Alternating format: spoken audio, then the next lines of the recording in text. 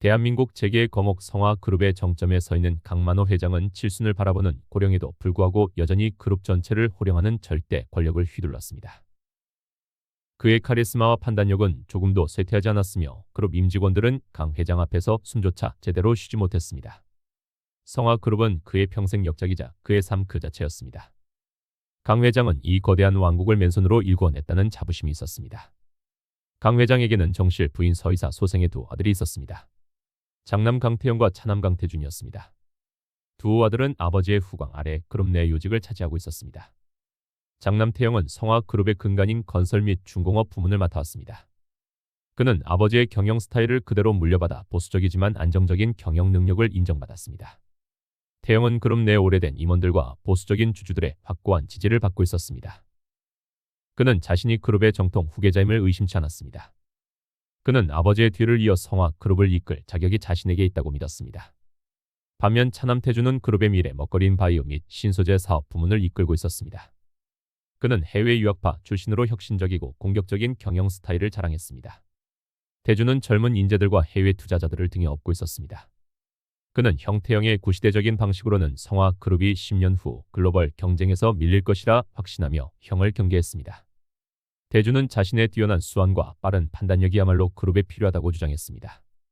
두 형제의 대립은 이미 그룹 내 공공연한 비밀이었습니다. 그들의 경쟁은 단순히 사업적 성과를 넘어 아버지의 눈에 들기 위한 비정하고 치열한 권력 다툼이었습니다. 매번 임원회의는 두 형제의 날 선 신경전으로 살얼음 판 같았습니다. 그들은 회의석상에서 서로의 프로젝트를 비난하고 깎아내리기 일쑤였습니다. 이들의 갈등은 임직원들에게까지 영향을 미쳐 그룹의 업무 효율을 떨어뜨리는 주요 원인이 되었습니다. 강 회장은 두 아들의 경쟁을 알면서도 묵인했습니다. 그는 가장 강한 자만이 그룹을 가질 자격이 있다는 신념을 가지고 있었습니다. 하지만 강 회장의 속내는 복잡했습니다. 그는 두 아들 모두에게서 탐욕의 그림자를 보았습니다. 그룹의 성장이 아니라 오로지 자신의 사익을 채우려는 속셈이 비쳐 보였던 것입니다. 강 회장은 은퇴를 앞두고 후계자를 결정해야 했지만 어느 쪽에도 완전히 신뢰를 주지 않고 있었습니다. 이처럼 성화그룹은 겉으로는 안정적이었으나 속으로는 언제 터질지 모르는 시한폭탄을 안고 있었습니다. 강 회장은 끊임없이 두 아들 외의 다른 대안을 모색하고 있었습니다. 모두가 예상치 못한 순간의 위기가 찾아왔습니다. 강 회장은 그룹 창립 기념일을 앞두고 지방의 한 골프장에서 VIP 라운딩을 하던 중 갑작스러운 통증을 호소하며 그대로 쓰러졌습니다. 수행비서는 즉시 그룹 전용 헬기를 동원해 그를 서울의 최고급 병원으로 이송했습니다. 긴급 수술이 진행되었지만 의사의 진단은 절망적이었습니다. 심각한 뇌출혈로 인한 장기간 의식 불명 상태였습니다. 강 회장이 깨어날 확률은 희박하다는 진단이었습니다. 강 회장이 쓰러졌다는 소식은 성화그룹 전체를 순식간에 마비시켰습니다. 그룹의 핵심 의사결정권자가 사라진 것입니다. 강 회장의 서명 없이는 그에게 투자나 대규모 계약이 불가능했습니다. 이 소식은 재계에 엄청난 파장을 일으켰습니다. 성화그룹의 주가는 다음 날 개장과 동시에 폭락했고 강 회장에게 투자했던 채권단과 투자자들은 불안감에 휩싸였습니다. 사람들은 강 회장이 유언을 남겼는지 혹은 후계자를 미리 지명했는지에 촉각을 곤두세웠습니다. 그룹 내에서는 누가 임시 경영권을 잡을지에 대한 소문과 추측이 난무했습니다. 강 회장의 아내인 서 이사는 남편의 병실을 지키며 눈물조차 흘릴 수 없었습니다. 그녀는 남편의 병세보다 당장 그룹이 파국으로 치닫는 것을 더 두려워했습니다. 서 이사는 임원들을 소집해 비상경영 체제를 선포했지만 그녀의 나약한 카리스마는 두 아들을 통제하기에는 역부족이었습니다.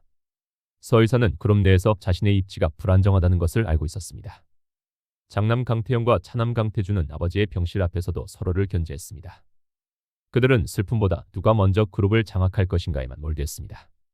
태영은 아버지의 오랜 비서실장과 법무팀을 불러 모아 긴급하게 이사회 소집을 준비했고 태준은 자신의 우호적인 해외 투자자들에게 연락해 자금 지원을 약속받으며 주식 매집을 준비했습니다.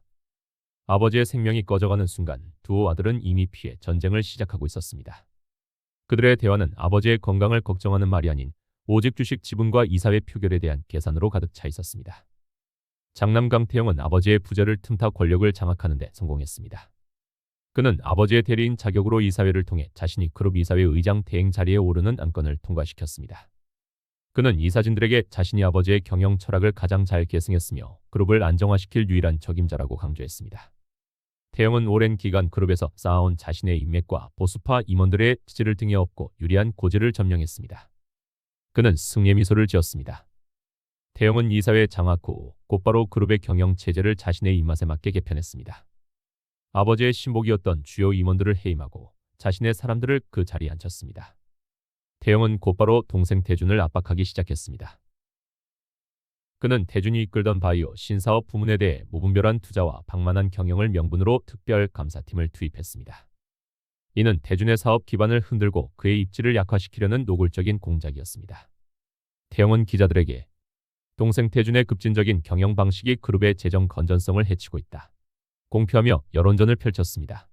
그는 태준을 경영 실패자로 몰아세우려 했습니다. 강태준은 형의 비열한 공격에 분노했습니다. 태준은 즉시 감사팀의 진입을 막고 자신의 반격 카드를 준비했습니다. 그는 형태영이 주도했던 건설 부문의 S타워 대규모 개발 프로젝트에 대한 정보를 언론에 흘렸습니다. 이 프로젝트는 막대한 이익을 보장하는 대신 환경 규제 완화를 위해 불법적인 로비를 시도했고 원가 절감을 위해 안전 기준을 무시했다는 의혹이 있었습니다. 태준은 형의 가장 치명적인 약점을 정확하게 파고들었습니다. 태준의 목표는 형의 도덕성에 치명타를 입혀 이사회 의장 대행 자리에서 끌어내리는 것이었습니다. 두 형제의 싸움은 그룹 내부의 갈등을 넘어 법적 공방과 언론 전쟁으로 치달았습니다. 그룹의 이미지는 추락했고 주가는 걷잡을 수 없이 폭락했습니다. 창업주가 없는 성화그룹은 이제 통제 불능의 상태에 빠져들고 있었습니다. 임직원들은 혼란에 빠졌고 이들은 두 아들의 싸움이 그룹을 해체시킬 것이라고 우려했습니다. 두 아들은 그룹의 생존보다 자신의 권력에만 관심이 있었습니다. 두 형제가 서로를 물어뜯으며 그룹을 파국으로 몰아넣고 있을 때 제게는 물론 강 회장의 가족들조차 전혀 예상하지 못한 제3의 인물이 나타났습니다. 바로 강 회장의 숨겨진 셋째 아들 서자 강태민이었습니다. 태민은 강 회장이 사업 초기 정식 결혼 전에 만났던 제1교포 출신 금융 전문가 윤희에게서 태어난 아들이었습니다. 강 회장은 태민의 존재가 그룹에 악영향을 줄 것을 우려하여 태민이 태어나자마자 그와 윤희를 해외로 보내 철저히 그 존재를 숨겼습니다. 강 회장은 태민에게 막대한 자금 지원을 아끼지 않았지만 그 대신 한국 사회나 그룹에 발을 들이는 것을 엄격하게 금지했습니다. 태민은 아버지의 막대한 자금 지원 속에서 최고 수준의 교육을 받았고 월가와 런던 금융가에서 마이더스라 불리는 냉철하고 뛰어난 재무 전략가로 성장했습니다. 그는 아버지의 그룹에 대해 일절 관심을 두지 않고 자신의 삶을 살았습니다. 그는 아버지에게 버려졌다는 사실에 대해 깊은 상실감과 분노를 가지고 있었습니다. 그러나 아버지 강 회장이 쓰러졌다는 소식을 접한 태민은 30년 만에 한국행 비행기에 올랐습니다. 그는 두 형제의 이전 투구와 그룹의 위기를 지켜보았습니다. 그는 두 형제가 그룹을 살리려는 것이 아니라 사적인 복수와 탐욕에만 몰두하고 있다는 사실을 간파했습니다. 그리고 마침내 성화그룹의 긴급 이사회 회의가 열리는 날 태민은 검은 정장을 입고 완벽하게 계산된 차가운 표정으로 회의실 문을 열고 들어섰습니다. 그의 등장 순간 회의실 안의 모든 공기가 얼어붙었습니다. 태영, 태준 그리고 모든 임원진들은 갑작스러운 그의 등장에 숨을 멈췄습니다. 그들 중 누구도 태민이라는 인물의 존재를 공식적으로 알지 못했습니다. 태영은 분노하며 소리쳤습니다. 당신은 누구야? 여긴 당신이 들어올 자리가 아니야. 당장 나가. 태영은 자신의 권위가 도전받는 것에 격분했습니다. 강태민은 형들의 경멸과 분노를 무시한 채 회의실 중앙으로 걸어 들어갔습니다. 그의 눈빛은 두 형제보다 훨씬 차갑고 강했습니다. 제 이름은 강태민입니다. 이 자리에 쓰러져 계신 강만호 회장님의 셋째 아들입니다. 그리고 아버지의 유언에 따라 저는 오늘부로 성화그룹의 승계 전쟁에 참여하겠습니다. 그의 선언은 회의실을 충격과 정적에 빠뜨렸습니다. 몇몇 임원들은 태민의 외모에서 젊은 시절 강 회장의 모습을 보았습니다. 태영은 태민의 발언에 모욕감을 느꼈습니다. 헛소리 마라. 너는 호적에도 없는 서자에 불과해. 당장 경비 불러서 끌어내. 태영은 자신의 장자 정통성을 내세워 태민을 짓밟으려 했습니다. 태준 역시 태민의 등장이 자신에게 또 다른 변수가 될 것을 우려하며 경계했습니다. 두 형제는 경비를 부르기 위해 전화기를 집어들었습니다. 그때 강태민은 자신의 변호사를 통해 작성된 공증된 서류를 이사회 의장에게 건넸습니다. 서류의 내용은 이사회 전원을 경악하게 만들었습니다. 그것은 강 회장이 쓰러지기 직전 자신의 개인 재산 중 성화그룹의 핵심 주식 15%를 셋째 아들 강태민에게 증여했다는 내용이었습니다. 15%는 장남 태영과 차남 태준이 각각 가진 주식 지분의 합산 비율과 맞먹는 엄청난 지분이었습니다. 이사회 의장은 서류를 들고 떨리는 목소리로 그 내용을 낭독했습니다. 태민은 서류가 전달되는 것을 확인한 후 두 형제를 향해 차갑게 선언했습니다. 아버지께서는 그룹이 당신들 두 분의 탐욕 때문에 무너지는 것을 막으려 하셨습니다. 제가 가진 주식 15%는 그룹을 지키라는 아버지의 마지막 유언이자 경영권 견제 장치입니다. 태민의 눈빛은 흔들림이 없었습니다. 그는 아버지의 뜻을 정확히 꿰뚫고 있었습니다. 그는 이어 두 형제를 향해 마지막 일격을 날렸습니다. 저는 아버지의 뜻에 따라 그룹을 구원할 것입니다. 저는 형님들처럼 탐욕에 젖어 서로의 목을 조르는 싸움은 하지 않겠습니다. 저는 정정당당한 경쟁을 통해 그룹을 손에 넣고 그룹을 깨끗하게 정화할 것입니다. 이 싸움에서 지는 자는 성화 그룹의 역사에서 영원히 지워질 것입니다. 명심하십시오. 당신들의 싸움은 이제 끝났습니다. 진짜 전쟁은 지금부터 시작입니다. 태민의 선전포고와 주식 15%의 존재는 성화 그룹의 후계 구도를 완전히 뒤엎었습니다. 두 아들의 대립은 이제 3파전을 넘어 압도적인 실력과 냉철함을 가진 서자 태민이 두 형제를 심판하는 왕자의 게임으로 변모하게 되었습니다. 그룹의 운명은 이제 가장 냉혹하고 예측 불가능한 서자의 손에 달리게 되었습니다. 제게는 강 회장의 이 충격적인 유언에 대해 경악을 금치 못했습니다. 서자 강태민의 등장과 그의 주식 15% 증여 사실은 성화 그룹의 승계 구도를 단숨에 뒤흔들었습니다. 가장 큰 타격을 입은 것은 그룹의 정통 후계자임을 자처했던 장남 강태영과 차남 강태준이었습니다. 그들은 아버지의 병상 앞에서도 서로를 물어뜯던 적이었지만 태민이라는 공동의 적 앞에서는 굴욕적인 연합을 결성할 수밖에 없었습니다. 태민의 존재는 그들의 기득권과 정통성을 동시에 위협하는 치명적인 칼날이었습니다. 태영은 태민의 존재 자체가 자신의 장자 정통성을 모독하는 것이라 생각했습니다. 그는 태민이 가진 금융 실력과 해외 자본력이 단순한 주식 15% 이상의 위협이 될 것을 직감했습니다. 태영은 자신의 건설 부문 경영권을 유지하기 위해서라도 태민을 반드시 그룹에서 쫓아내야 한다고 결심했습니다. 태영은 격분한 채 태민을 천박한 서자라고 비하하며 감정적인 분노를 표출했습니다. 그는 태민을 제거하기 위해 어떤 비열한 수단이라도 동원할 준비가 되어 있었습니다. 차남 태준 역시 태민의 냉철한 전략가정 면모의 위협을 느꼈습니다. 태준은 형 태영의 구식 경영 방식으로는 태민을 이길 수 없다고 판단했지만 태민에게 그룹을 통째로 내어줄 생각은 전혀 없었습니다. 태준은 태민이 가진 15%의 주식을 자신이 흡수하여 그룹 총수가 되는 것이 최종 목표였습니다. 태준은 냉철하게 상황을 분석하며 형 태영보다 훨씬 더 치밀한 방식으로 태민을 공격할 계획을 세웠습니다. 그는 태민을 제거하는 것이 자신의 권력 확보에 필수적임을 알고 있었습니다. 두 형제는 서울의 한 최고급 호텔 VIP룸에서 긴급하고 비밀스러운 회동을 가졌습니다. 그들의 만남은 서로에 대한 깊은 증오와 태민에 대한 경멸로 가득 차 있었습니다. 태영은 먼저 입을 열었습니다. 태준아, 내가 아무리 나를 싫어해도 우리는 아버지의 정실 소생 형제다. 저런 서자에게 그룹을 빼앗길 수는 없어. 우리가 힘을 합쳐 태민을 그룹에서 완전히 축출해야 한다.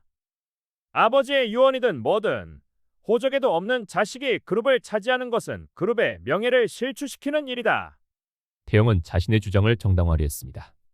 태준은 형의 제안을 냉소적으로 받아들였습니다. 형님, 저도 서자에게 그룹을 넘길 생각은 없습니다. 하지만 형님의 방식으로는 태민을 이길 수 없습니다. 그는 우리처럼 감정에 휘둘리지 않습니다. 우리가 가진 모든 정보력과 인맥을 동원해서 태민의 가장 치명적인 약점을 찾아내야 합니다. 그의 주식 증여 자체를 무효화시키고 그를 다시 외국으로 쫓아내야 합니다. 두 형제는 탐욕과 공포에 기반한 비정한 연합을 맺었습니다. 그들의 유일한 목표는 강태민 제거였습니다. 그들은 태민을 제거한 후 다시 서로 싸워 승자를 가리기로 암묵적으로 합의했습니다. 그들의 눈빛은 서로를 믿지 못하면서도 두 형제는 곧바로 태민의 과거를 파헤치는데 총력을 기울였습니다. 태민이 해외에서 30년간 살아왔다는 사실은 그들에게는 불안 요소이자 동시에 공격 지점이 될 수 있었습니다. 장남 태영은 아버지의 오랜 측근들과 그룹 법무팀을 동원하여 태민의 생모 윤희에 대한 정보를 캐냈습니다. 태영은 태민의 생모가 과거 강 회장과 어떤 관계였는지, 태민이 어떻게 양육되었는지를 알아내 태민의 도덕적 정통성을 공격하려 했습니다. 특히 태영은 태민의 생모가 과거 강 회장에게서 거액의 돈을 받고 떠났다는 소문을 퍼뜨려 태민을 돈 때문에 온 자식으로 몰아가려 했습니다. 그는 태민의 어머니를 이용해 태민의 이미지를 훼손시키려 했습니다. 차남 태준은 자신의 해외 금융 네트워크를 가동했습니다. 태민은 해외에서 활동했던 금융 전문가였기 때문에 태준은 태민이 거액의 자금을 관리하는 과정에서 불법적인 거래나 자금 세탁 혐의에 연루되었을 가능성에 주목했습니다. 태준은 태민이 월가에서 마이더스라 불릴 당시 그와 함께 일했던 옛 동료들을 찾아내 막대한 돈으로 그들의 입을 열게 만들려 했습니다. 대주는 태민의 비리를 폭로하는 것이 태민의 주식 증여의 정당성을 무너뜨리는 가장 빠른 방법이라고 생각했습니다. 그는 태민의 재무 기록을 샅샅이 뒤지며 작은 틈이라도 찾으려 했었습니다. 며칠간의 집요한 추적 끝에 대준의 정보망에서 의미심장한 단서가 발견되었습니다. 태민이 과거 아시아계 헤지펀드 투자금을 유치하는 과정에서 투자금의 일부가 동남아시아의 유령 회사를 경유했으며 그 유령 회사가 검은돈과 연관되어 있을 수 있다는 의혹이었습니다. 대준이 고용한 사설 탐정은 이 유령 회사의 명의가 태민의 생모 윤희의 옛 이름과 유사하다는 사실까지 밝혀냈습니다. 이 정보는 확실한 증거는 아니었지만 태민의 이미지에 치명타를 입힐 수 있는 충분한 약점이었습니다. 대준은 이 단서를 언론에 흘릴 준비를 하며 만족스러운 미소를 지었습니다. 대준은 형에게는 이 정보를 일부만 공개하며 자신이 태민을 제거할 주도권을 잡았다고 확신했습니다. 그는 자신의 승리를 위해 형마저 이용할 생각이었습니다. 태영과 태준이 자신을 공격할 약점을 잡고 있다는 사실을 강태민은 이미 간파하고 있었습니다. 그는 두 형제의 비열한 움직임을 역이용하기 위해 자신이 가진 가장 강력한 카드를 준비했습니다. 그것은 바로 태영의 치명적인 비밀이었습니다. 태민은 아버지 강 회장이 쓰러지기 전 자신의 비서실장을 통해 두 형제의 약점에 대한 정보를 은밀히 수집해 두었음을 알게 되었습니다. 강 회장은 혹시 모를 상황에 대비하여 아들들의 비리를 기록해 두었던 것입니다. 태민은 아버지 강 회장의 비서실장으로부터 얻은 단서를 통해 10년 전 강태영이 건설 부문 사장으로 재직하던 시절 발생했던 S타워 붕괴 사고의 진실을 파헤쳤습니다. 이 사고는 공식적으로는 단순한 안전관리 부실로 처리되었지만 실제로는 태영이 원가 절감을 위해 기준 미달의 불량 자재를 사용했고 이를 은폐하기 위해 수많은 하청업체 직원들의 희생을 외면했던 악랄한 인재였습니다. 강 회장이 이 사건을 막대한 비자금을 동원해 정치권과 언론을 통제하여 은폐했기 때문에 태영은 처벌을 피할 수 있었습니다. 태민은 아버지의 비서실장을 설득하여 이 사건의 핵심 증거를 확보하는 데 성공했습니다. 태민은 이 증거가 자신의 승계 전쟁에서 가장 중요한 무기가 될 것임을 알고 있었습니다. 태민은 이 사건에 대한 내부 고발자의 상세한 증언 녹취록과 은폐된 회계 장부 사본을 확보했습니다. 이 증거는 태영을 경영 일선에서 물러나게 할 뿐만 아니라 횡령과 배임 그리고 산업안전법 위반 등으로 형사 처벌까지 가능하게 만드는 결정적인 핵폭탄이었습니다. 태민은 태영의 약점을 잡음으로써 태영의 공작으로부터 완전히 벗어나는 동시에 승계 전쟁의 주도권을 단숨에 잡았습니다. 태민은 이 증거를 담은 암호화된 USB를 익명으로 강태영의 변호사 사무실에 보냈습니다. USB를 받은 태영은 내용을 확인하고 충격에 빠져 몸을 떨었습니다. 자신이 평생 묻어두려 했던 피해 비밀이 서자의 손에 들어간 것입니다. 태영은 태민에게 전화하여 이 사실을 묻지도 못하고 그저 공포에 질려 침묵했습니다. 태민은 승리감 대신 냉철한 만족감을 느꼈습니다. 장남 태영이 태민에게 약점을 잡혀 패닉에 빠지자 강 회장의 아내 서의사는 불안감에 휩싸였습니다. 그녀는 태민이 가진 힘이 단순한 주식 이상의 거심을 직감했습니다. 서의사는 아들들의 탐욕과 싸움에 지쳐 있었지만 그래도 자신의 뱃속으로 낳은 두 아들이 파멸하는 것을 막고 싶었습니다. 태영이 체포될 위기에 처하자 서의사는 절망했습니다. 그녀는 남편이 쓰러진 후 처음으로 무력감을 느꼈습니다. 서의사는 두 아들의 눈을 피해 태민에게 비밀 만남을 요청했습니다. 그녀는 태민에게 태민아, 너의 복수심은 이해하지만 너는 아버지의 유언을 잊지 말아야 한다. 너희 아버지는 그룹을 지키라고 했을 뿐 가족을 파괴하라고 하지는 않으셨다. 이대로 가면 너희 두 형제 모두 감옥에 가거나 그룹에서 쫓겨나게 될 것이다. 제발 멈춰다오. 라며 눈물로 호소했습니다. 서의사는 태민의 어머니에게서 느껴지는 연민과 슬픔을 감추지 못했습니다. 그녀는 태민을 처음으로 아들처럼 대했습니다.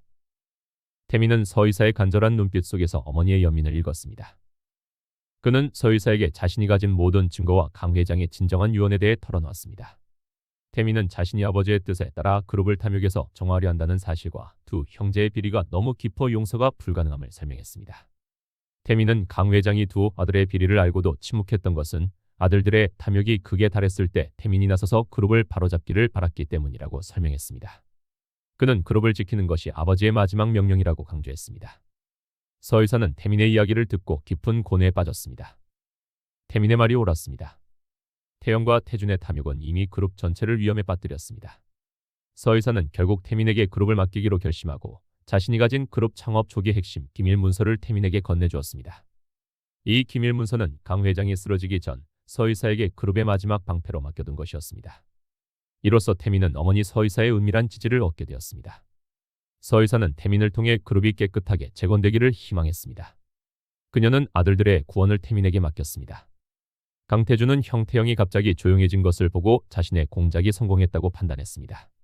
그는 태형이 태민과의 싸움에서 패배했다고 확신하고 태민을 제거하는 데 모든 힘을 집중했습니다. 대준은 태민의 불법 자금 세탁 혐의에 대한 조작된 증거 자료를 만들어 언론에 배포할 날짜를 잡았습니다. 그의 목표는 태민이 주식 증여 무효 소송에 휘말리게 하는 동시에 도덕적인 비난에 휩싸여 경영 일선에서 물러나게 하는 것이었습니다. 대준은 자신의 승리를 거의 확신했습니다. 대준은 이사회 소집을 요청하여 태민에 대한 비난 결의안을 통과시키려 했습니다. 그는 임원들에게 태민이 가진 주식 15%는 불법적인 자금과 연관되어 있으므로 무효화해야 한다고 주장했습니다. 대준은 아버지의 오랜 신복들을 돈으로 매수하여 자신의 편에 서게 만드는 데 성공했습니다. 대준의 덫은 치밀했고 태민은 꼼짝없이 당할 위기에 놓인 것처럼 보였습니다. 대준은 태민이 곧 무너질 것이라 믿었습니다. 하지만 강태민은 태준의 모든 움직임을 예측하고 있었습니다. 태민은 서 이사에게 받은 기밀 문서와 아버지의 비서실장을 통해 확보한 추가 정보를 바탕으로 태준이 신사업 투자 명목으로 수백억 원의 그룹 공금을 횡령하고 해외 페이퍼 컴퍼니를 통해 자금을 세탁한 증거를 확보했습니다. 태민은 태준이 자신에게 씌우려 했던 자금 세탁이라는 죄목을 태준에게 정확히 되돌려줄 계획을 세웠습니다. 태민은 태준의 비리가 형태형의 비리보다 훨씬 광범위하고 치명적임을 알고 있었습니다. 태민은 태준의 기자회견 하루 전 모든 증거 자료를 검찰과 언론의 특정 기자에게 익명으로 제보했습니다. 그는 태준의 자멸을 유도하는 치밀한 역습 전략을 가동했습니다. 태민은 태준이 기자회견에서 자신의 혐의를 부인하는 순간 모든 증거가 터져 나와 태준이 회생 불가능한 타격을 입게 될 것이라 확신했습니다. 성화그룹의 운명은 이제 태민이 쏘아 올린 복수의 화살에 달려 있었습니다. 태민은 승리의 순간을 기다리며 차분하게 다음 수를 준비했습니다. 그는 두 형제 모두를 심판대에 세울 준비를 마쳤습니다. 장남 강태형이 서자 강태민의 역공으로 인해 10년 전 건설 사고 은폐의 덫에 걸려 패닉에 빠지자 차남 강태준은 자신이 그룹의 유일한 정통 후계자가 되었다고 확신했습니다. 대준은 형태형의 몰락을 보면서도 일말의 연민도 느끼지 않았습니다. 오히려 태형이 무능했기에 태민에게 쉽게 당한 것이라며 형을 경멸했습니다. 이제 태준의 눈에는 태민만이 유일한 걸림돌로 남아 있었습니다. 대준은 자신이 조작한 태민의 불법 자금 세탁 혐의 증거가 완벽하다고 믿었습니다. 그는 태민이 해외 금융 전문가였다는 약점을 이용해 태민이 가진 15%의 주식 자체가 검은 돈과 연관되어 있다는 여론을 형성하려 했습니다. 대준은 이사회를 통해 태민의 주식 증여 무효화 안건을 통과시키기 위해 자신의 우호 세력과 매수한 임원들을 결집시켰습니다. 그는 곧 기자회견을 열어 태민을 공개적으로 매장하고 그룹 총수 자리에 오르는 것이 자신의 운명이라고 자만했습니다. 대준은 긴급 기자회견을 열고 태민에 대한 선전포고를 했습니다. 강태민은 호적에도 없는 서자일 뿐 아니라 그룹의 불법적인 해외 자금을 끌어들여 회사를 찬탈하려는 범죄자입니다. 저는 성화그룹의 정통 후계자로서 아버지 강 회장님의 뜻을 이어받아 이 불순한 세력으로부터 그룹을 지킬 것입니다. 대준은 태민을 그룹의 적으로 규정하며 자신의 행동을 정당화했습니다. 그는 기자들 앞에서 정의로운 후계자 코스프레를 했지만 강태민은 대준의 기자회견과 언론 플레이를 냉철하게 지켜보았습니다. 대준의 자만과 성급함은 태민의 예상에서 한치도 벗어나지 않았습니다. 태민은 태준의 비난에 대해 즉각적인 반박을 하지 않았습니다. 대신 그는 태준의 기자회견이 끝난 직후 자신의 변호사를 통해 중요한 진실을 밝히겠다며 긴급 기자회견을 소집했습니다. 재계 기자들은 태민의 기자회견에 폭발적인 관심을 보였습니다. 태민의 등장 자체가 큰 뉴스였기 때문입니다. 태민은 회견장에 들어서는 순간부터 대준과는 확연히 다른 냉철하고 흔들림 없는 태도를 보였습니다. 그는 연단에 서서 침묵을 지키다가 준비된 서류 뭉치를 기자들 앞에 펼쳐 보였습니다. 오늘 이 자리는 성화그룹의 후계 구도를 논하기 위함이 아닙니다. 이 그룹을 40년간 좀먹어왔던 탐욕과 부정의 뿌리를 뽑기 위함입니다. 저는 아버지 강 회장님의 마지막 뜻에 따라 성화그룹의 모든 비리를 청산하고 그룹을 지키는 심판자로 이 자리에 섰습니다. 태민의 목소리는 낮고 단호했지만 그 무게감은 태준의 고함과는 비교할 수 없었습니다. 태민은 태준이 자신에게 씌운 자금 세탁 혐의에 대해 단 한마디로 일축했습니다. 차남 강태준 씨가 저에게 씌운 혐의는 완벽한 거짓입니다. 그리고 그 혐의는 강태준 씨 본인에게 정확히 해당되는 죄목입니다. 이 발언과 함께 태민은 자신이 가진 가장 강력한 무기를 공개했습니다. 바로 강 회장이 쓰러지기 전까지 비밀 금고에 숨겨뒀던 비자금 장부였습니다. 이 장부는 태민이 어머니 서 이사의 은밀한 도움으로 확보한 것이었습니다. 강태민은 기자회견장에서 강 회장의 비자금 장부 사본을 언론에 공개했습니다. 그 장부는 성화그룹이 창립된 이래 강 회장이 조성한 수천억 원대의 비자금 조성 경로, 정치권과 재계 거물들에게 뿌린 로비 자금 내역, 그리고 두 아들 태영과 태준이 회사 공금에 손을 대어 횡령한 금액까지 치밀하게 기록되어 있었습니다. 이 장부는 단순한 비리 기록을 넘어 강 회장의 탐욕과 동시에 두 아들을 감시했던 집착이 담겨있는 블랙박스였습니다. 장부의 분량은 방대했고 기록은 놀라울 정도로 상세했습니다. 태민이 공개한 장부 내용 중 가장 충격적인 부분은 차남 강태준의 횡령 기록이었습니다. 태민은 태준이 신사업 투자를 명목으로 해외에 유령 회사를 설립하여 그에게 공금을 유용하고 그 돈을 자신의 사적인 유흥과 부동산 매입에 사용한 상세한 내역을 밝혔습니다. 태준이 태민에게 시우려 했던 자금 세탁의 진범은 다름 아닌 태준 자신이었던 것입니다. 횡령 규모는 태준이 아버지 회사에서 빼돌린 금액만 수백억 원에 달했습니다. 태민은 태준이 해외 유학 시절부터 이미 그룹 자금을 유용해왔다는 사실까지 폭로했습니다. 이 폭로의 기자회견장은 순식간에 아수라장이 되었습니다. 기자들은 태민이 공개한 장부 4번을 찍기 위해 플래시를 터뜨렸고 실시간으로 보도된 내용은 대한민국 재계를 뒤흔들었습니다. 태민은 이 장부가 두 형제의 범죄 증거이자 강 회장이 아들들의 탐욕이 그룹을 파멸로 이끌 때 사용하려 했던 최후의 단죄 무기였음을 명확히 설명했습니다. 태준의 기자회견은 태민의 이 역습에 의해 단숨에 휴지 조각이 되어버렸습니다. 태준은 자신의 덫에 스스로 걸려들어 무너진 것입니다. 태민의 기자회견이 끝난 지 불과 몇 시간 후 검찰은 태민이 익명으로 제출한 비자금 장부와 횡령 증거를 바탕으로 강태준에 대한 전격적인 수사에 착수했습니다. 검찰은 태준의 신사업 부문 사무실을 압수수색하고 태준에게 즉각적인 출석을 요구했습니다. 태준은 자신의 덫에 자신이 걸렸다는 사실에 경악했고 모든 것이 끝났음을 직감했습니다. 태준은 도피를 시도하려 했으나 이미 모든 출국 금지 조치가 내려진 상태였습니다. 그는 자신이 쌓아온 모든 것이 한순간에 무너지는 것을 지켜봐야 했습니다. 결국 강태준은 검찰에 구속 수감되었습니다. 강태준의 몰락은 장남 강태영에게도 치명적인 영향을 미쳤습니다. 태영은 태준과의 연합을 통해 자신의 혐의를 덮으려 했으나 태민이 비자금 장부를 통해 태준의 비리까지 모두 공개함으로써 태영 역시 그룹의 비리 경영인으로 낙인 찍히게 되었습니다. 태민이 공개한 장부에는 태영이 10년 전 건설 사고를 은폐하는 과정에서 공금을 유용했다는 증거도 명확히 기록되어 있었습니다. 태영이 은폐했던 10년 전 건설 사고에 대한 재조사도 태민의 제보로 인해 급물살을 탔습니다. 태영은 동생의 구속 소식에 절망하며 자신이 가진 주식을 팔아 해외로 도피하려 했으나 태민이 이미 그룹 주식 매매를 막아놓은 상태였습니다. 결국 태영 역시 경영 일선에서 물러나고 검찰의 소환 통보를 받았습니다. 두 형제는 자신들의 탐욕이 불러온 파멸을 피할 수 없었습니다. 이로써 강 회장의 두 아들은 모두 자신의 탐욕과 아버지의 치밀한 감시망에 의해 몰락했습니다. 서자 강태민은 피 한 방울 섞이지 않은 형제들의 몰락을 보며 슬픔 대신 냉철한 만족감을 느꼈습니다. 그는 아버지의 유언인 그룹 정화에 한 걸음 더 다가섰습니다. 재계는 강 회장의 두 아들의 몰락을 보며 권력의 무상함에 대해 이야기했습니다. 두 아들이 모두 구속되거나 경영에서 축출되자 성화그룹은 혼란 속에서 새로운 총수를 필요로 했습니다. 강태민은 자신이 가진 15%의 주식과 어머니 서이사에게 위임받은 지분을 합쳐 그룹의 최대 주주로 등극했습니다. 그는 긴급 이사회를 소집하여 자신의 임시 대표이사 취임을 의결했습니다.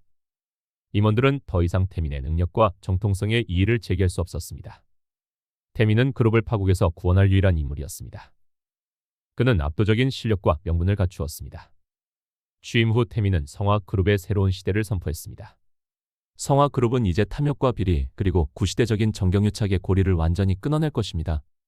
우리는 투명 경영과 사회적 책임을 최우선으로 하는 깨끗하고 강한 기업으로 거듭날 것입니다.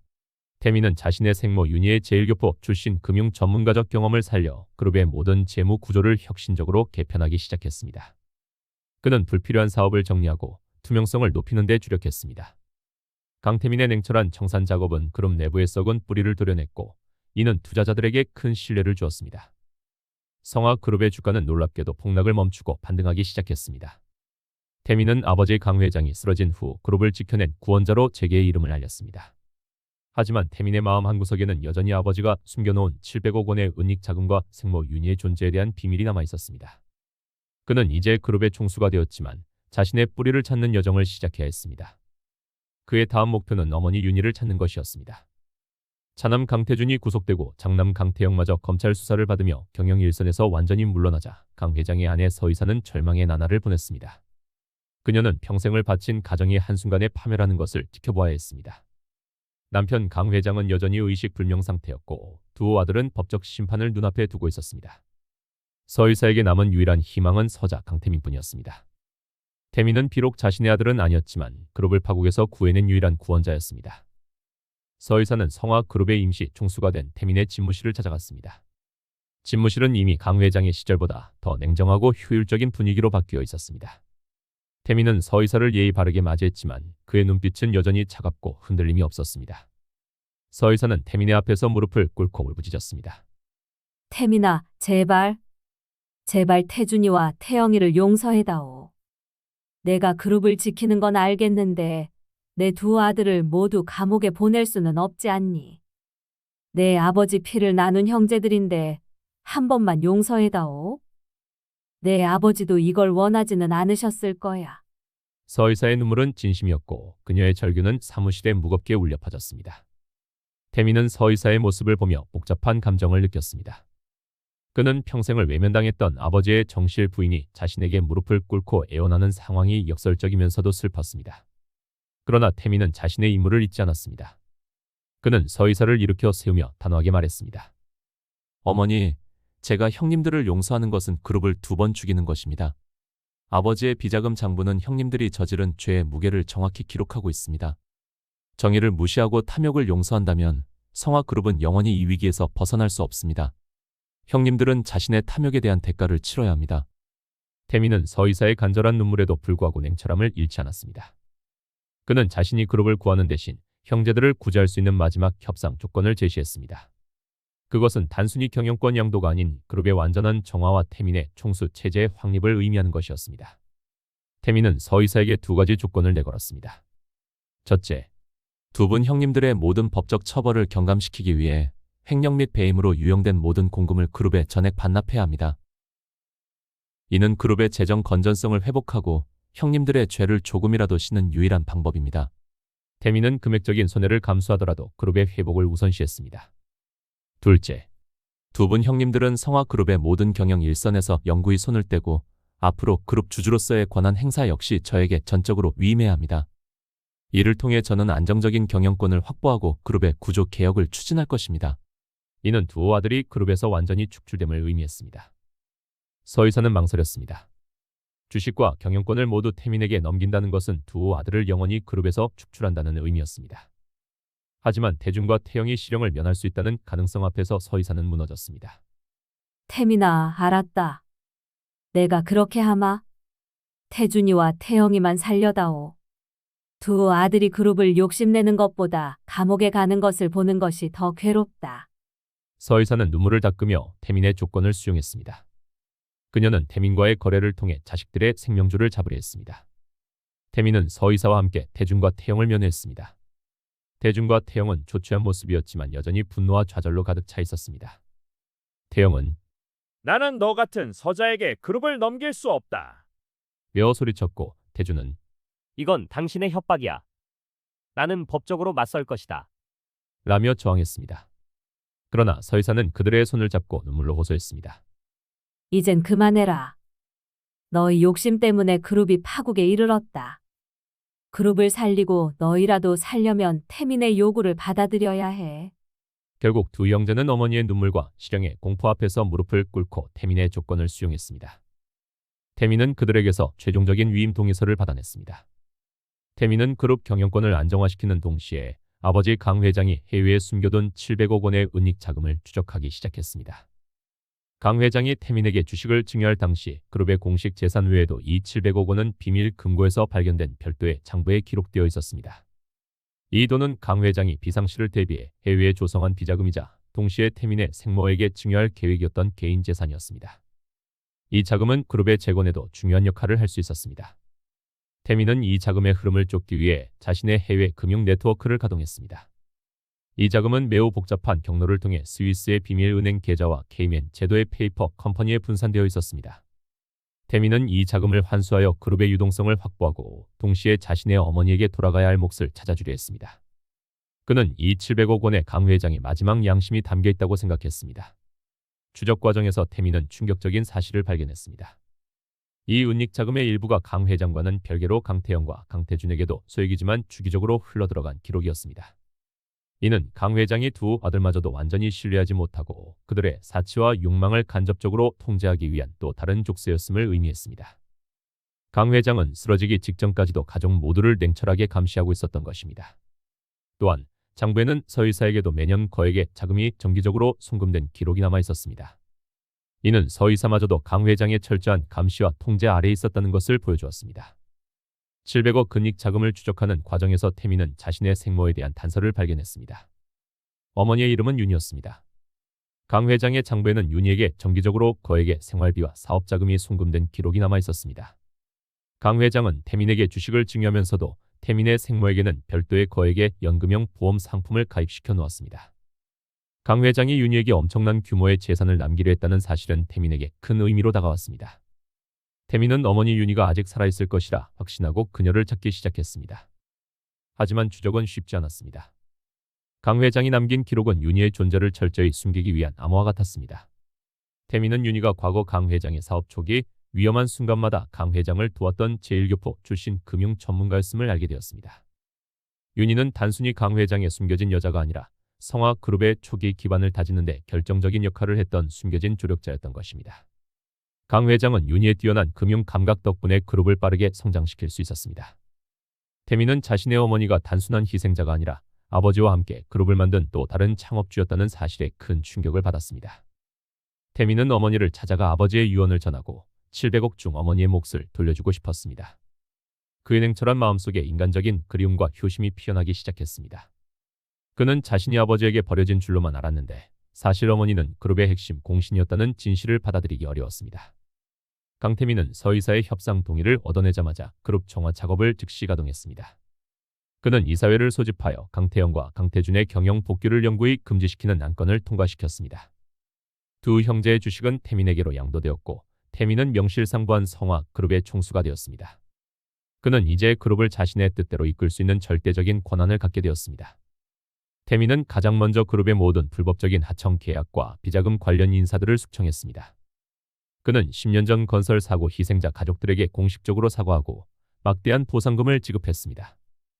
이 모든 조치는 태민이 돈이 아닌 정의를 선택했다는 분명한 메시지를 재계와 국민들에게 전달했습니다.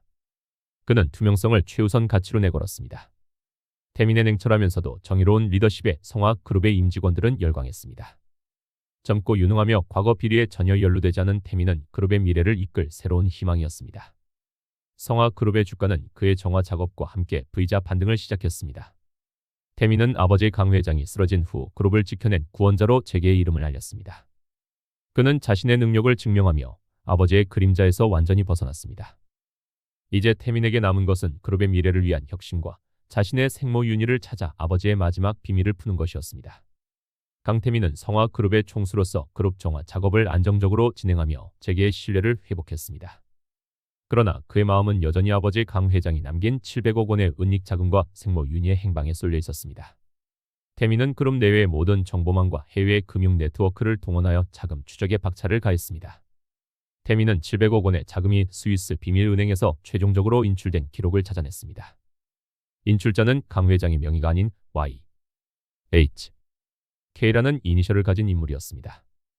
태민은 아버지의 장부와 서의사가 건넨 기밀 문서를 대조해본 결과 YHK가 바로 자신의 생모 윤희의 이름과 관련이 있음을 확신했습니다. 강 회장은 쓰러지기 직전 윤희에게 이 자금을 처분할 수 있는 권한을 넘긴 것이었습니다. 태민은 윤희가 단순한 돈을 받은 여인이 아니라 이 자금을 자신의 목적대로 사용하고 있다는 확신을 가졌습니다. 추적 끝에 윤희가 한국이 아닌 싱가포르와 홍콩을 거점으로 활동하는 아시아 특화 비밀 투자 자문회사의 실소유주라는 놀라운 사실을 밝혀냈습니다. 그녀는 여전히 금융계의 거물이었고 그 영향력은 성화그룹이 감히 넘볼 수 없는 영역에 미치고 있었습니다. 태민은 어머니가 아버지의 도움 없이도 막강한 금융 제국을 건설했음을 깨달았습니다. 태민은 그룹 경영을 잠시 비서실장에게 맡기고 어머니 윤희가 활동하는 싱가포르로 향했습니다. 그는 윤희에게 정식으로 연락하는 대신 그녀의 움직임을 파악해 극적인 만남을 시도했습니다. 태민은 싱가포르의 한 고급 사모펀드 운용회사 건물 앞에서 30년 만에 처음으로 자신의 생모 윤희를 마주했습니다. 윤희는 칠순을 바라보는 나이에도 불구하고 여전히 세련되고 고고한 카리스마를 풍기고 있었습니다. 그녀는 태민을 보자마자 미세하게 눈을 떨었지만 곧바로 냉정한 표정을 되찾았습니다. 태민은 그녀에게 다가섰습니다. 윤희 씨, 제가 강태민입니다. 회장님의 아들입니다. 태민은 떨리는 목소리로 자신을 소개했습니다. 윤희는 잠시 침묵하다가 차가운 목소리로 대답했습니다. 나는 당신의 어머니가 아닙니다. 그리고 당신의 아버지와는 이미 30년 전에 모든 관계를 청산했습니다. 당신은 이곳에 올 이유가 없습니다. 성화그룹 총수 자리를 차지했으면 됐지. 왜 나를 찾아왔습니까? 윤희는 아들을 외면하려 했습니다. 태민은 포기하지 않았습니다. 어머니, 저는 아버지의 유언을 전하러 왔습니다. 아버지는 어머니께 700억 원의 은닉 자금을 남기셨고 이 돈은 어머니의 몫입니다. 그리고 저는 어머니가 성화그룹의 초기 기반을 다진 숨겨진 공신이라는 사실도 알고 있습니다. 태민은 아버지의 장부에 기록된 모든 사실을 꺼내놓았습니다. 이 말에 윤희의 차가웠던 눈빛이 흔들리기 시작했습니다.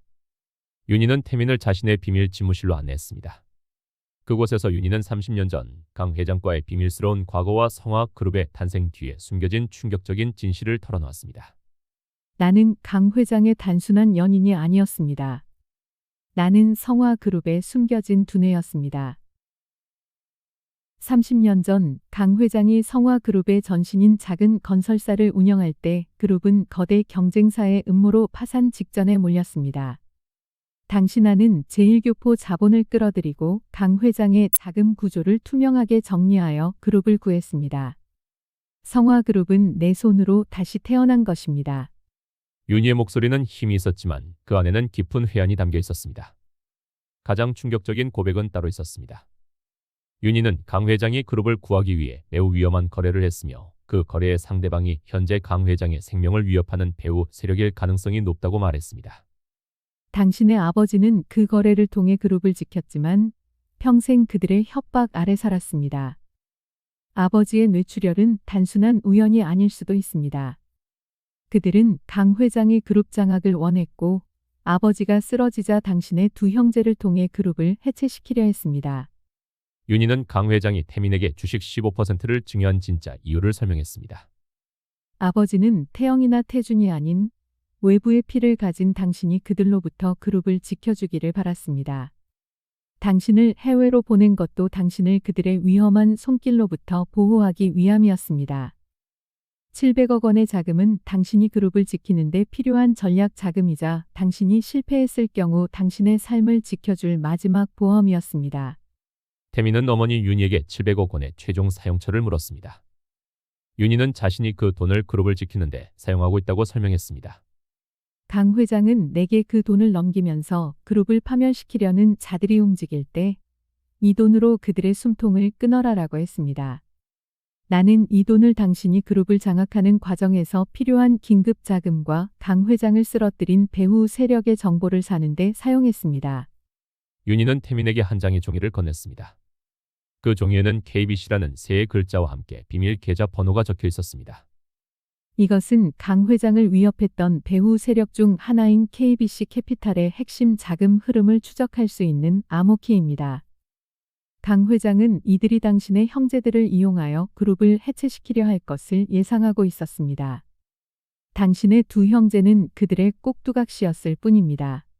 태민은 자신이 그저 두 형제와의 싸움에서 이긴 것이 아니라 훨씬 거대한 음모의 소용돌이 속에 있었음을 깨달았습니다. 아버지 강 회장은 평생을 감시당하며 살았고 자신의 생명까지 위협받는 상황에서 서자인 태민을 최후의 기사로 내세웠던 것입니다. 태민은 어머니 윤희와 손을 잡고 강 회장을 쓰러뜨린 진짜 배후 세력 KBC 캐피탈과의 전쟁을 준비해야 했습니다. 태민은 어머니 윤희에게 700억 원 중 그녀의 몫을 돌려주려 했으나 윤희는 거절했습니다. 나는 당신에게 돈을 받으러 온 것이 아닙니다. 나는 내가 사랑했던 남자와 내가 함께 만든 그룹을 지키는 것이 유언을 지키는 것입니다. 700억 원 모두 그룹을 지키는데 사용하십시오.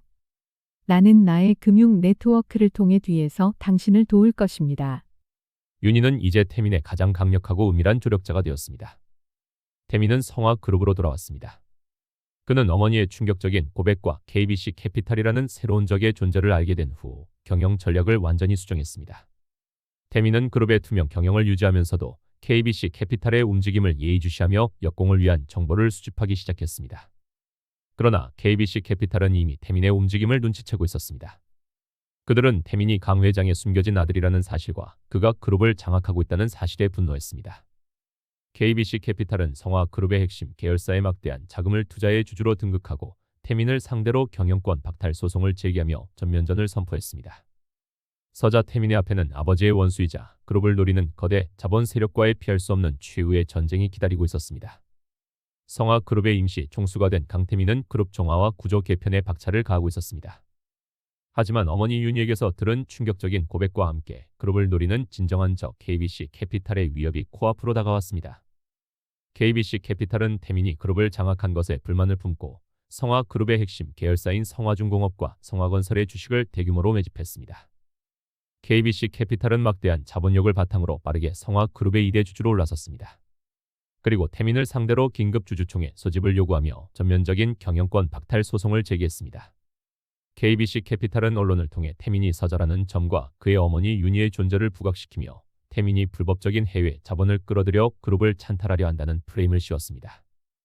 이들의 공격은 태준의 방식보다 훨씬 치밀하고 파괴적이었습니다.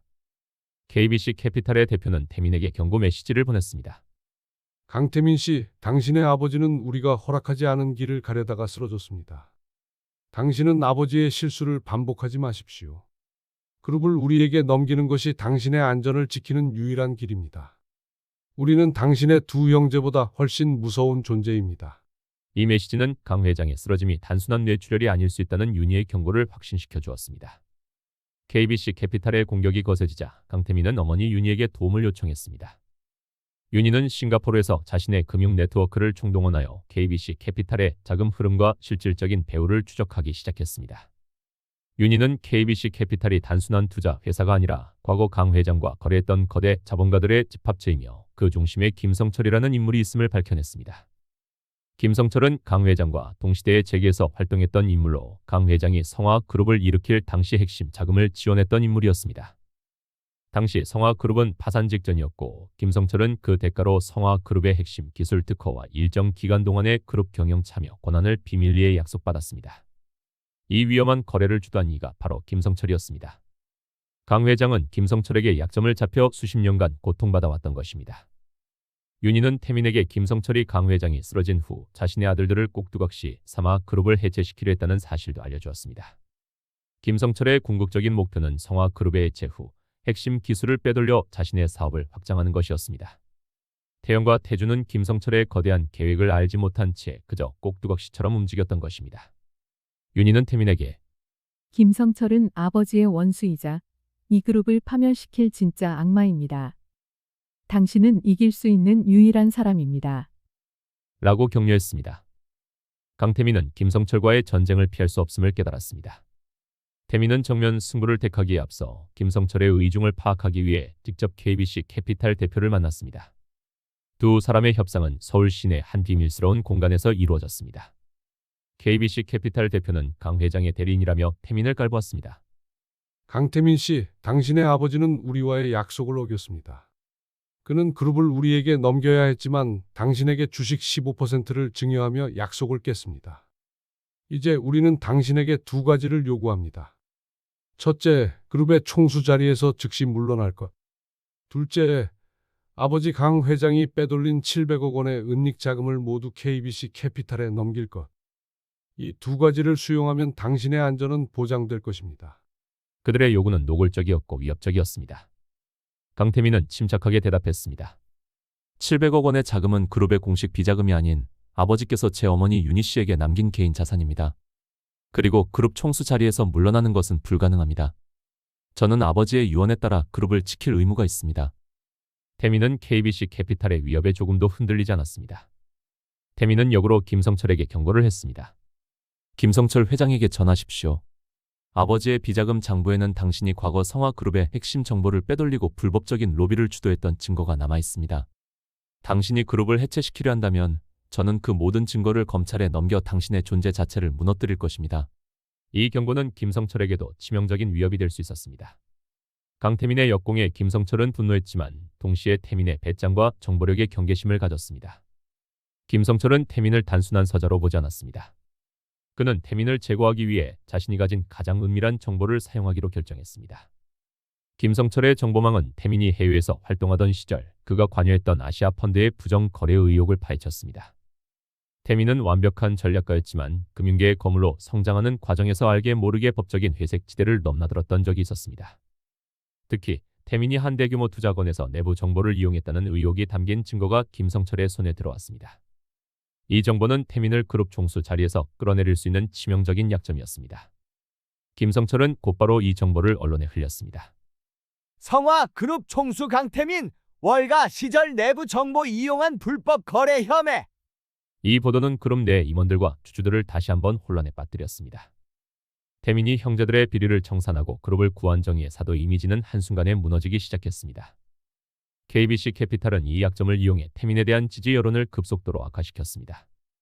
태민은 자신이 가장 깨끗해야 할 순간 자신의 과거의 발목이 잡힐 위기에 처했습니다. 태민은 김성철의 반격에 당황하지 않았습니다. 그는 어머니 윤희와 함께 대책을 마련했습니다.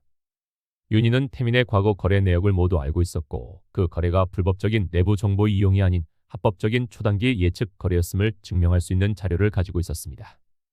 문제는 그 증거를 긴급 주주총회 전까지 완벽하게 제시하는 것이었습니다. KBC 캐피탈은 태민의 혐의를 빌미로 긴급 주주총회를 소집했습니다. 이 주총에서 태민은 김성철과 성화그룹의 지배권을 놓고 피할 수 없는 최후의 표 대결을 벌여야 했습니다.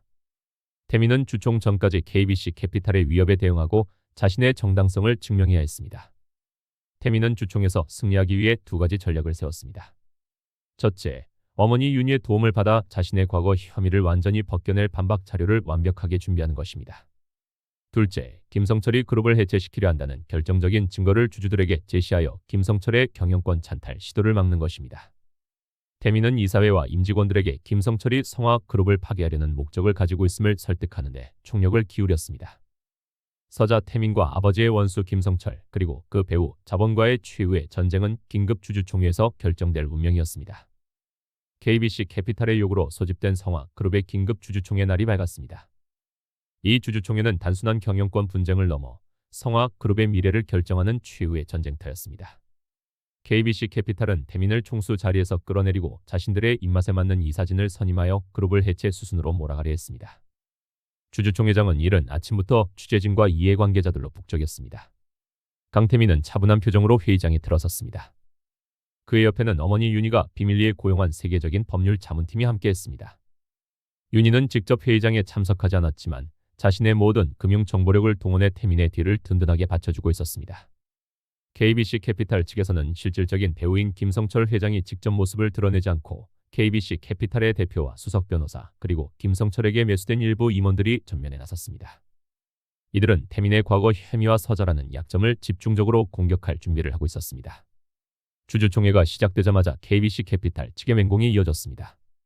KBC 캐피탈 대표는 연단에 올라 태민의 과거 행적을 날카롭게 비판했습니다. 성화그룹은 비리 청산을 외치던 총수가 정작 자신은 월가에서 내부 정보를 이용한 불법 거래로 막대한 이익을 취한 전력이 있다면 과연 이 그룹의 미래를 맡길 수 있겠습니까? 강태민 씨는 서자라는 신분으로 정당성도 없으며 그가 가진 15%의 주식 역시 불법 자금과 연관되어 있을 가능성이 높습니다. 우리는 강태민 총수에 대한 해임과 이사진 교체를 요구합니다. KBC 측 변호사는 태민의 월가 시절 거래 기록을 담은 그래프를 스크린에 띄우며 이것이 명백한 내부 정보 이용에 해당한다고 주장했습니다. 이 주장의 주주들 사이에서는 술렁임이 일었습니다. 태민에 대한 여론이 순식간에 악화되는 듯했습니다. 강태민은 흔들림 없이 연단에 나섰습니다. 그는 KBC의 공격을 정면으로 반박했습니다. KBC 캐피탈 측의 주장은 사실을 호도하고 있습니다. 제가 월가에서 진행한 거래는 내부 정보를 이용한 것이 아닙니다. 그것은 어머니 윤희 씨와 함께 개발한 합법적인 고성능 알고리즘 기반 초단기 예측 거래였으며 저는 이 거래를 통해 단 한 번도 법적인 제재를 받은 적이 없습니다. 그리고 이 모든 거래 내역과 법률 자문 보고서는 이 자리에 계신 주주님들께 지금 즉시 배포될 것입니다. 태민은 윤희가 준비해준 반박 자료를 배포하며 자신의 결백을 증명했습니다. 자료는 태민의 거래가 합법적이었음을 증명하는 공신력 있는 금융기관의 법률 검토 의견서를 포함하고 있었습니다. 태민의 침착하고 논리적인 방어에 주주들의 의구심은 빠르게 해소되기 시작했습니다. 자신의 혐의를 성공적으로 방어한 강태민은 곧바로 김성철 회장과 KBC 캐피탈을 향한 핵폭탄을 투하했습니다. 그는 스크린에 KBC 캐피탈이 성화그룹을 위협하는 진짜 이유를 담은 자료를 띄웠습니다.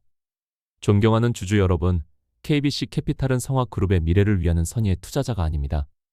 이들은 이 그룹을 파멸시키고 해체하여 핵심 기술을 빼앗아가려는 강 회장님의 원수입니다.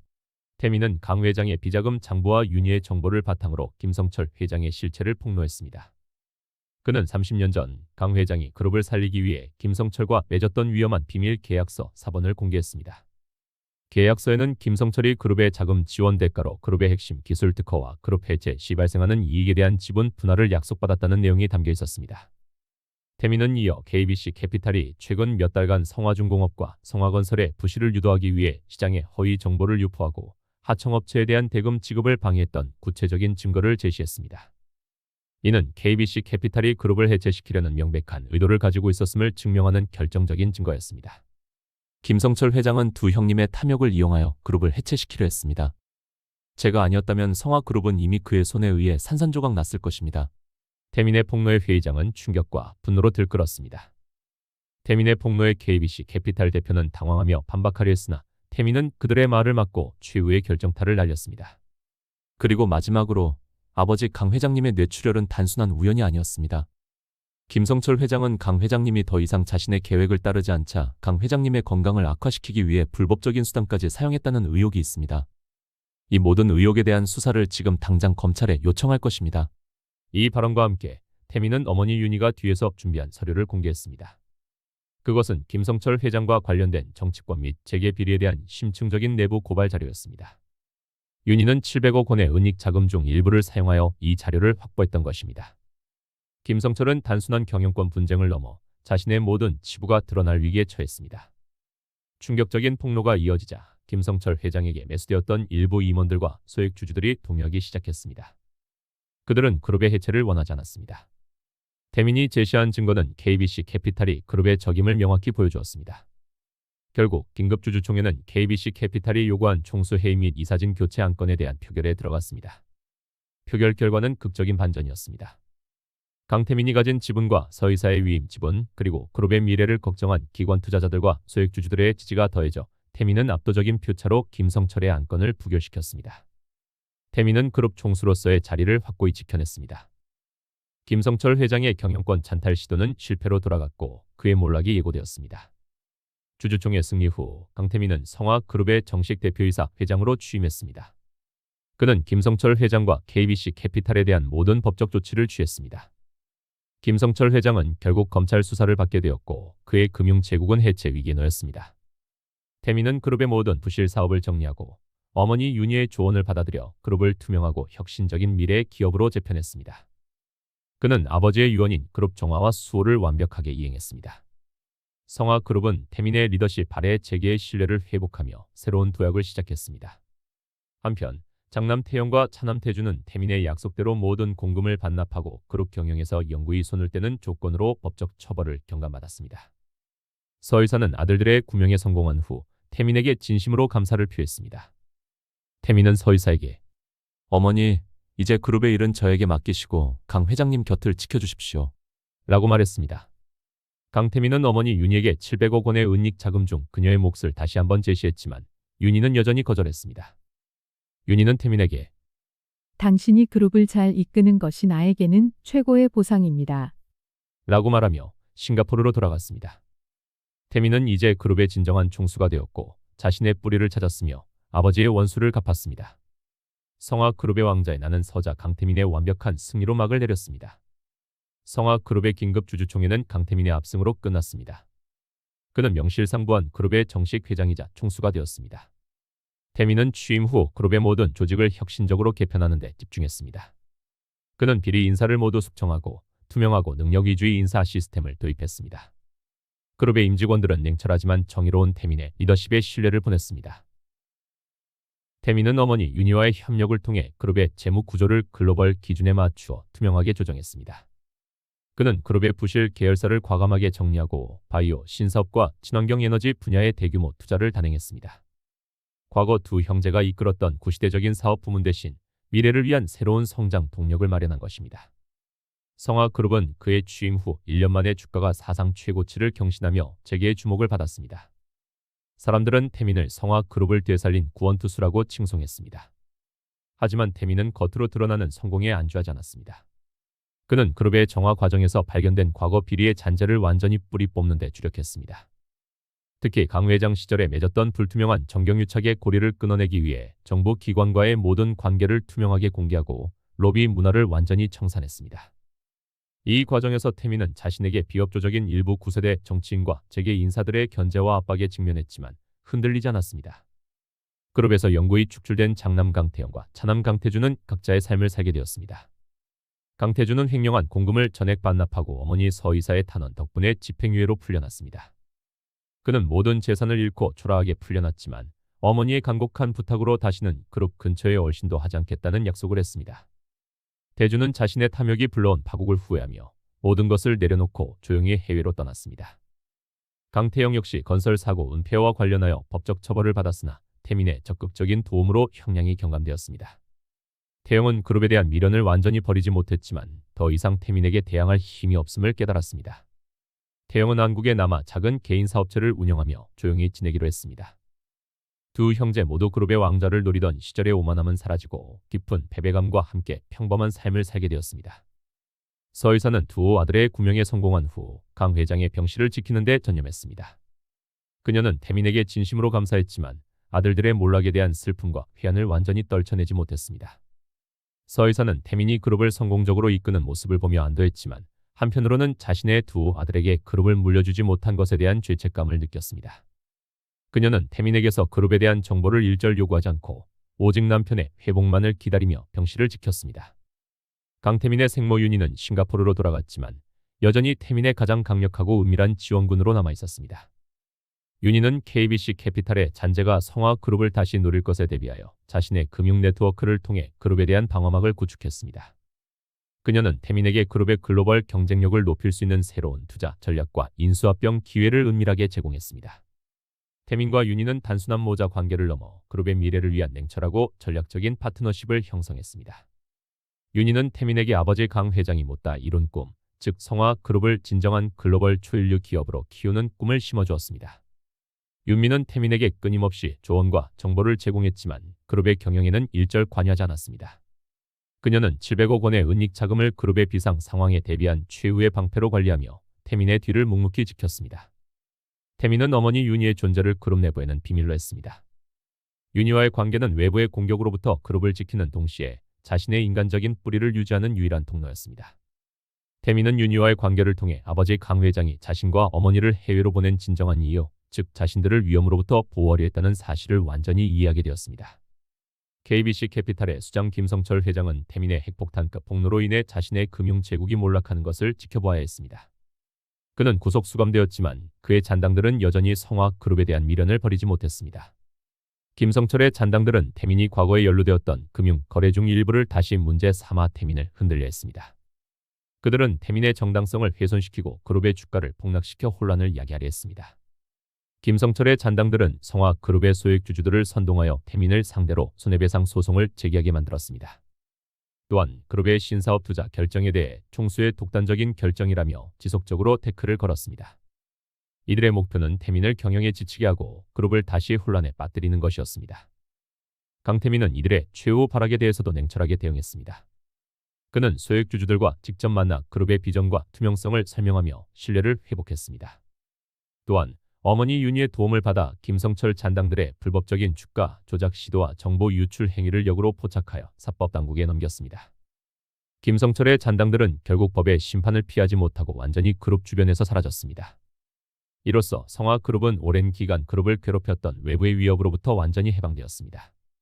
강태민이 그룹을 완벽하게 안정화시키고 모든 위협을 제거한 지 2년 후 기적 같은 일이 일어났습니다. 장기간 의식 불명 상태에 있던 강만호 회장이 의식을 회복한 것입니다. 서의사는 감격의 눈물을 흘렸고 이 소식은 재계에 큰 화제가 되었습니다. 강 회장은 깨어나자마자 가장 먼저 강태민을 찾았습니다. 태민은 아버지의 병실을 찾아가 지난 2년간 그룹에서 일어난 모든 일들을 보고했습니다. 그는 두 형제의 몰락, KBC 캐피탈과의 전쟁, 그리고 그룹의 새로운 도약에 대해 담담하게 설명했습니다. 강 회장은 태민의 보고를 조용히 들으며 눈가에 미세한 물기를 보였습니다. 강 회장은 태민의 손을 잡고 마지막 유언을 완성했습니다. 태민아, 내가 잘못 봤다.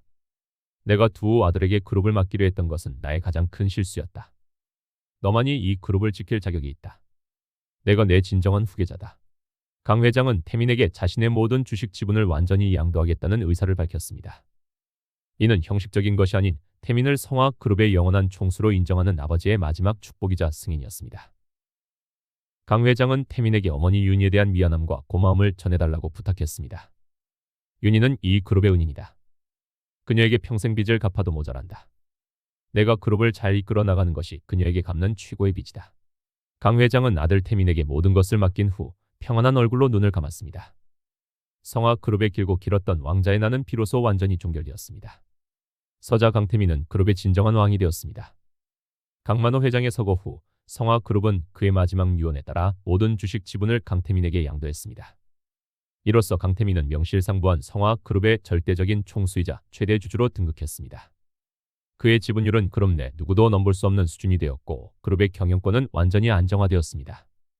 강 회장의 장례는 조용하면서도 위험 있게 치러졌습니다. 장례식장에는 전 재계와 정계 인사들이 참석하여 태민의 확고한 입지를 확인했습니다. 태민은 아버지의 유산을 이어받아 그룹의 이름을 성화 글로벌로 변경하고 본격적인 글로벌 확장 전략을 선포했습니다. 그의 목표는 더 이상 국내 재계의 거목이 아니라 진정한 세계 인류 기업이 되는 것이었습니다.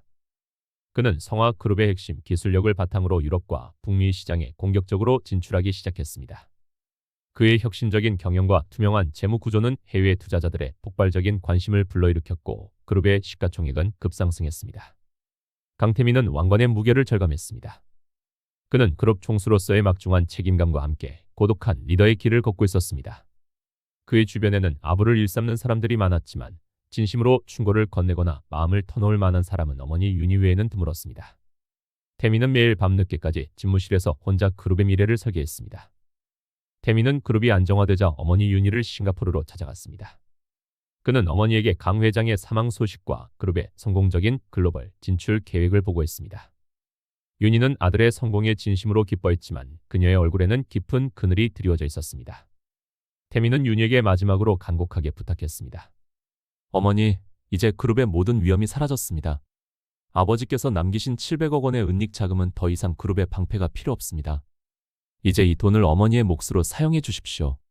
그리고 한국으로 돌아와서 저와 함께 여생을 보내주십시오. 태민은 어머니와 함께 평범한 가족의 삶을 살고 싶었습니다. 그러나 윤희는 단호하게 거절했습니다. 태민아, 내가 성공한 것은 내 능력이다. 나는 내가 아버지의 그림자에서 벗어나 스스로 왕이 되었음을 확인했다. 하지만 나는 이미 한국 사회를 떠났다. 나는 내 방식대로 살아가야 한다. 700억 원은 여전히 내가 글로벌 사업을 펼칠 때 필요한 비상금이다. 그 돈은 내가 그룹을 지키는데 사용해야 한다. 윤희는 아들의 손을 잡고 마지막 말을 남겼습니다. 나는 내 아버지와 함께 그룹을 만들었고 너와 함께 그룹을 지켰다. 그것으로 나의 역할은 끝났다. 너는 이제 더 이상 나의 아들이 아닌 성화 글로벌의 총수로서 살아야 한다. 우리는 이제 각자의 삶을 살자. 윤희는 태민에게 작별을 고하고 다시 금융계의 깊은 그림자 속으로 사라졌습니다. 태민은 어머니와의 영원한 이별 앞에서 깊은 고독을 느꼈습니다. 그는 비로소 왕관의 무게가 가족과의 단절을 의미한다는 것을 깨달았습니다. 성화그룹이 글로벌 시장에서 빠르게 성장하자 국제적인 라이벌 기업의 견제가 시작되었습니다. 태민은 특히 북미와 유럽 시장에서 압도적인 기술력을 가진 독일계 거대 그룹 헤라와 치열한 경쟁에 직면했습니다. 헤라 그룹은 성화그룹의 핵심 기술과 특허를 무력화시키기 위해 법적 소송과 기술 유출 시도를 감행했습니다. 헤라 그룹의 수장인 마르쿠스 슈나이더는 냉혹하고 비정한 경영자로 유명했습니다. 그는 성화그룹을 동양의 후발주자라고 깔보았고 태민을 상대로 전면적인 가격 경쟁과 시장 점유율 전쟁을 선포했습니다. 슈나이더는 성화그룹의 신기술 제품에 대해 대규모 특허 침해 소송을 제기하여 그룹의 이미지를 깎아내리고 주가에 타격을 입히려 했습니다. 태민은 이 국제적인 소송전에서 물러서지 않았습니다. 그는 그룹의 모든 법무팀과 외부의 최고 전문가들을 동원하여 헤라 그룹의 부당한 공격에 맞섰습니다. 태민은 단순히 방어하는 것을 넘어 헤라 그룹이 과거 경쟁사를 인수하는 과정에서 저질렀던 불공정 거래 행위에 대한 은밀한 증거를 수집하기 시작했습니다. 그는 어머니 윤희에게서 배운 상대의 약점을 찾아 역공하라는 전략을 그대로 실행에 옮겼습니다. 헤라 그룹과의 전쟁이 격화되자 태민은 새로운 조력자를 얻게 되었습니다. 그녀는 바로 월가와 홍콩 금융가를 주름잡는 금융가의 여왕으로 불리는 한국계 미국인 제시카 리였습니다. 제시카 리는 과거 태민의 어머니 윤희와 함께 일했던 윤희의 최측근이자 태민의 냉철한 실력을 인정하는 인물이었습니다. 제시카 리는 태민에게 헤라 그룹의 약점을 파악할 수 있는 핵심 정보를 제공했습니다. 헤라 그룹은 겉으로 보이는 재무 구조와 달리 중국 시장 투자 실패로 인해 막대한 부채를 숨기고 있습니다. 마르쿠스 슈나이더는 이 사실을 은폐하기 위해 성화 그룹을 공격하여 자신들의 약점을 가리려는 것입니다. 제시카 리는 헤라 그룹에 취약한 고리를 정확히 짚어주었습니다. 태민은 제시카 리와의 협력을 통해 헤라 그룹의 재무 구조를 흔들기 위한 치밀한 계획을 세웠습니다. 그는 헤라 그룹의 부채에 대한 신용평가를 낮추고 그들의 주가를 공매도하여 자금난을 유발시키는 금융 공격을 감행했습니다. 태민은 이제 국내에 치졸한 왕자의 난을 넘어 국제 금융시장을 무대로 하는 거대한 싸움을 주도하고 있었습니다. 그의 냉철한 판단력과 어머니에게서 물려받은 금융 감각은 세계 시장에서도 빛을 발했습니다. 강태민은 제시카 리와의 금융 전쟁을 통해 헤라 그룹의 특허 소송을 무력화시키는 데 성공했습니다. 헤라 그룹은 결국 막대한 부채와 주가 하락을 견디지 못하고 성화 그룹과의 소송을 취하고 화해를 요청했습니다. 태민은 헤라 그룹의 일부 기술 부문을 인수하는 조건으로 화해를 수락하며 성화 글로벌의 기술력을 한 단계 더 끌어올렸습니다.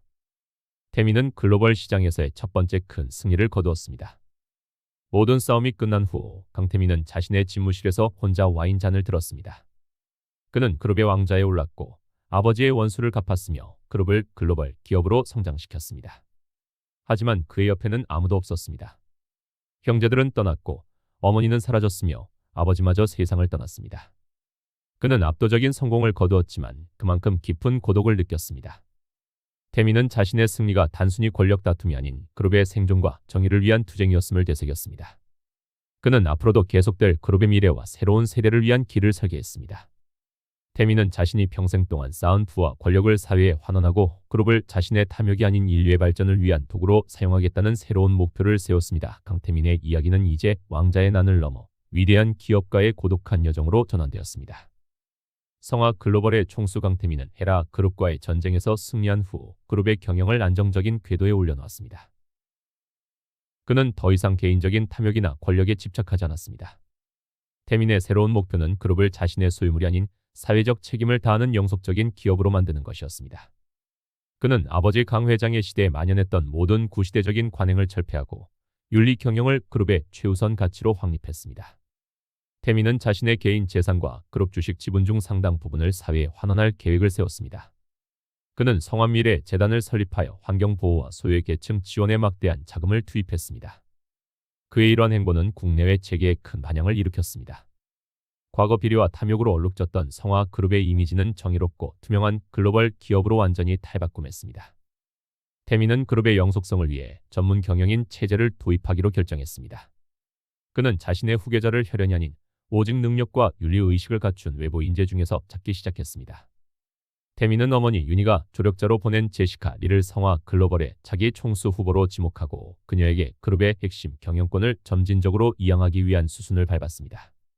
태민은 자신이 물러난 후에도 그룹이 건강하게 지속되도록 하는 것이 진정한 승리라고 믿었습니다. 제시카 리는 태민의 전폭적인 신뢰 아래 그룹 경영에 깊숙이 참여하기 시작했습니다. 그녀는 태민의 냉철함과 윤희의 금융 감각을 모두 갖춘 인재였습니다. 제시카 리는 태민의 혁신 전략을 이어받아 그룹의 글로벌 네트워크를 더욱 확장하고 친환경 기술 부문에서 세계적인 리더십을 확보하는 데 성공했습니다. 그룹은 태민의 설계대로 더욱 강하고 안정적인 시스템을 갖추어 나갔습니다. 태민은 제시카 리의 승계를 공식화한 후 자신의 직함을 명예회장으로 변경하고 경영 일선에서 한 발짝 물러났습니다. 그는 그룹의 중요한 전략 결정에만 관여하고 일상적인 경영은 제시카 리에게 완전히 위임했습니다. 태민은 더 이상 권력의 중심이 아닌 그룹의 안전과 윤리적 방향을 제시하는 그림자 총수 역할을 수행했습니다. 그의 존재는 그룹 내부의 기강을 확립하고 외부의 위협으로부터 그룹을 지키는 최후의 방패였습니다. 이러한 태민의 결정은 재계의 고질적인 황제 경영 관습에 일침을 가하는 혁신적인 사례로 평가받았습니다. 사람들은 서자로서 그룹의 왕좌를 차지했던 강태민이 다시 그 왕좌를 스스로 내려놓고 전문 경영인에게 맡기는 모습에서 진정한 지도자의 모습을 보았습니다. 그는 자신이 아버지의 탐욕을 답습하지 않을 것임을 증명했습니다. 태민이 경영권을 내려놓기로 결정했을 때 어머니 윤희에게서 마지막 연락이 왔습니다. 윤희는 태민에게 단 한 통의 편지를 보냈습니다. 편지에는 어머니의 진심이 담겨 있었습니다. 태민아, 너는 내 아버지보다 더 위대한 기업가가 되었다. 너는 나에게 돌아오지 않고 그룹을 선택했다. 그리고 이제 그 그룹마저 영원히 지속될 수 있도록 도와주려 하는구나. 나는 내 선택을 존중한다. 700억 원의 자금은 내가 그룹을 위해 사용하라는 뜻이었다. 나는 이 돈을 성환미래 재단의 시드머니로 사용해달라고 재단 이사회에 기부했다. 너는 너의 삶을 살아가거라. 나는 너를 통해 내 아버지의 꿈을 완성했고 그것으로 충분하다. 태민은 어머니의 편지를 읽고 눈물을 흘렸습니다. 어머니는 끝까지 아들과의 개인적인 관계를 회복하려 하지 않았지만 태민이 그룹을 통해 실현하려는 정의로운 목표를 지지했습니다. 태민은 어머니 윤희가 자신을 버린 것이 아니라 그룹의 대의를 위해 희생했고 결국에는 아들의 성공을 위해 마지막 유산까지 기부했다는 사실에 감동했습니다. 그는 더 이상 외롭지 않았습니다. 어머니의 뜻이 그룹에 남아있었기 때문입니다. 경영권을 내려놓은 후 태민은 조용히 두 형제 강태영과 강태준을 찾아갔습니다. 그는 승자가 아닌 한 명의 동생으로서 형들을 만났습니다. 태민은 형들에게 진심으로 사과했습니다. 형님들, 과거의 일은 형님들의 탐욕 때문이기도 했지만 아버지의 비정함과 제가 가진 복수심이 낳은 비극이었습니다. 모든 것을 용서하고 싶습니다. 앞으로는 형제로서 서로를 보듬으며 살고 싶습니다. 강태영은 눈물을 흘리며 태민의 손을 잡았습니다. 태민아, 우리가 너에게 그룹을 빼앗긴 것이 아니라 너에게서 그룹을 구원받았다는 것을 이제야 깨달았다. 너는 우리 아버지보다 훨씬 위대한 사람이다. 우리를 용서해줘서 고맙다. 태영은 진심으로 참여했습니다. 강태준은 해외에서 돌아와 태민을 만났습니다. 그는 여전히 냉소적이었지만 태민에게 고개를 숙였습니다. 내 덕분에 감옥 생활을 면했고 평범한 삶의 소중함을 알게 되었다. 그룹은 너의 것이다. 나는 더 이상 욕심이 없다. 이제 너도 내 삶을 살아라. 태준은 태민에게서 그룹에 대한 미련을 완전히 끊어냈음을 보여주었습니다. 태민은 두 형제에게 성환미래 재단의 이사직을 맡아 사회 환원 활동에 동참해 줄 것을 제안했습니다. 두 형제는 태민의 제안을 받아들이고 자신들이 과거 그룹에 저질렀던 죄를 씻기 위한 새로운 삶을 시작했습니다. 왕자의 날은 비로소 가족의 화해로 마무리되었습니다.